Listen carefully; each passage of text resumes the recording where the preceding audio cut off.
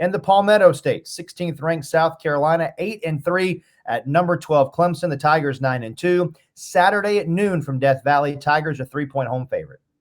Yeah, this Palmetto State rivalry started way back in 1896, but the longest winning streak for either side in this last century plus was the 7 straight victories posted fairly recently by Dabo Swinney and the Clemson Tigers. From 2014 through 2021, Clemson not only won all 7 contests in that stretch, the Tigers absolutely annihilated the Gamecocks in most of those matchups by scores such as 56-7, 38-3, or just 3 years ago on South Carolina's home field, it was 30-0 in favor of the Tigers. The Gamecocks did win 2 years ago in Death Valley, 31-30, but the Tigers have taken 8 of the last 9 in this rivalry overall, including by a 16-7 margin just last year in Columbia.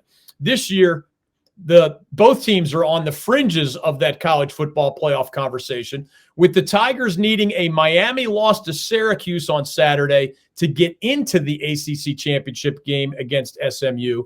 And both the Tigers and the Gamecocks are hoping a win in this head-to-head matchup Saturday afternoon propels them into the conversation for an at-large bid to the playoff if the Tigers fall short of being able to claim that ACC title and an automatic trip into the bracket. South Carolina's head coach, Shane Beamer, son of Frank, of course, is now in his 4th season as the head coach of the Gamecocks, and it looks as if he has the best team of his tenure there. One more reason to watch this year's matchup in this rivalry game.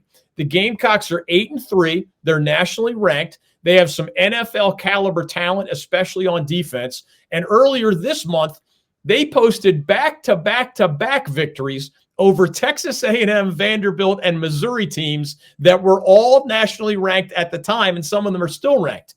South Carolina's only losses this season have been to LSU, Ole Miss, and Alabama, and all of those were high in the national rankings at the time that the two played each other. And again, a couple of those are still in the national rankings. So it's been a heck of a schedule against which the Gamecocks have gone 8-3 so far. The Gamecocks have been one of the best defensive teams in the entire country this season.